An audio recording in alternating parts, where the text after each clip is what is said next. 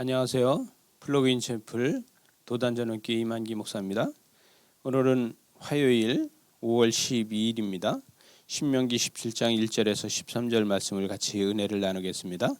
오늘 이 17장 1절 말씀에서는 흠이나 악질이 있는 소나 양을 아무것도 하나님 앞에 드리지 말아라 이렇게 이야기하고, 가증한 것은 하나님 앞에 드리지 말아라 이렇게 이야기합니다.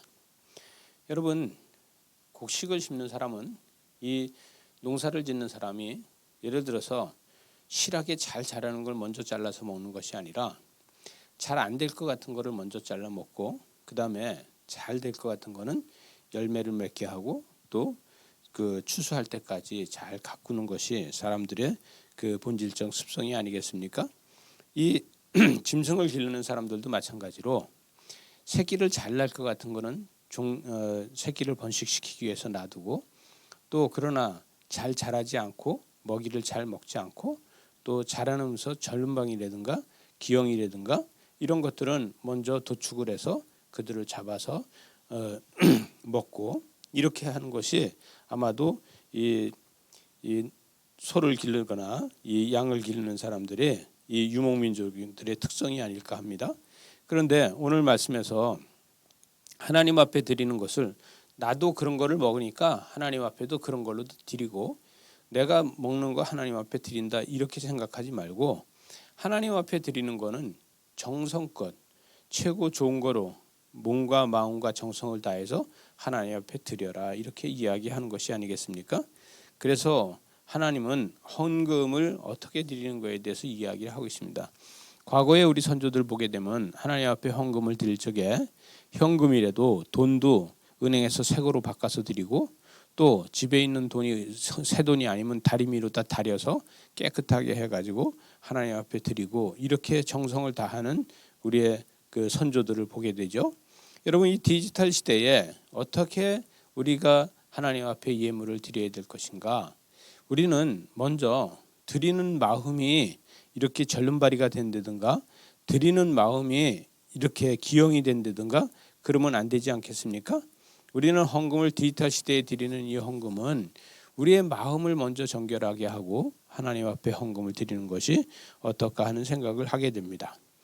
우상을 섬기는 문화가 의 행위를, 똑같은 행위를 하고 있다는 거예요. 그러나 이 우상을 섬기는 마음으로다가 하나님을 섬겨서는 절대 안 되는 것이다 이렇게 이야기를 하고 있고, 그 다음에 2절과 3절에서 어느 성중이든지 너희 가운데 어떤 남자나 여자가 내 하나님 여호와를 목전에서 악을 행하고 언약을 어기고 또 가서 다른 신들을 섬겨서 그들한테 절하고 이렇게 하면은, 또 마지막에 가서 그러니까 일월 성신에게 절한다 하자, 그러면은 그들을 심판해야 된다는 거예요.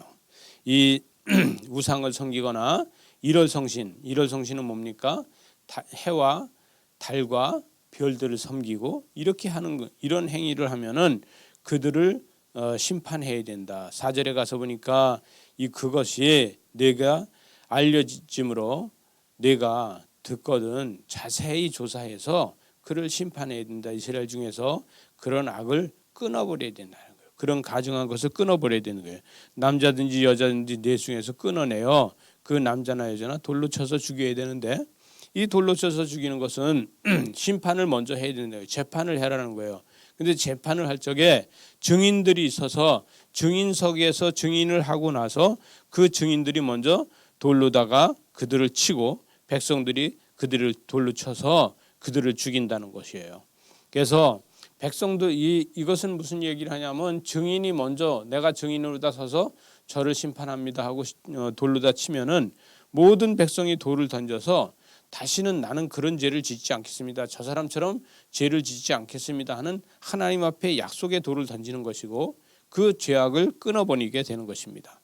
여러분, 이 보게 되면 8절 말씀에서 8점에서 말씀 하반절로 보면 내 하나님 여호와께서 택하실 곳으로 올라가서 9절에 레위 사람 제사장과 당시 재판장에게 나아가서 물으라. 그리하면 그들이 어떻게 판결할지를 내게 가르칠 것이다 이렇게 이야기하고 있어요. 여러분 이 말씀은 무슨 얘기냐면 이 이스라엘 백성 중에서 율법적인 계급이 있습니다.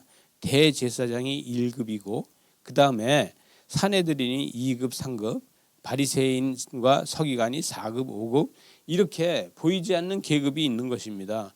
그래서 그들이 가리키는 것이 법이 되는 것인데 여러분 대제사장은 권리를 행사하는 것이 아니라 하나님 앞에 물어가면서 하나님이 어떻게 말씀하시는지를 알아가야지 되는데 자기 상식과 자기 지식으로다 하면은 자기가 어떤 그 권력이 되고 그러나 하나님 앞에 기도하면서 한다고 하면은 하나님은 사랑으로다 그에게 가르쳐 주실 거라는 거예요. 그래서 11절에 가서 보니까 곧 그들이 내게 가르치는 율법의 뜻대로 그들을 내게 말하는 판결대로 행할 것이요 그들이 내게 보이는 판결을 어겨 좌로나 우로나 치우치지 말라 이렇게 이야기하고 있어요. 지역 법정이 있고 지역 법정이 중앙 법정이 있고 중앙 법정이 그다음에 대제사장의 대법이 있고 그래서 사내들임에서 선포하는 법이 있다는 거예요. 그래서 하나님을 두려워하는 이 사회적 동물 우리는 사람들은 사회적 동물이다 살아가면서 그런 질서를 유지해가면서 살아야 된다. 12절에 가서니까 네 하나님 여호와 앞에 서서 섬기는 제사장이나 재판장에게 듣지 아니하거든 그 사람을 죽여 이스라엘 중에서 악을 제하여 버리라는 거예요.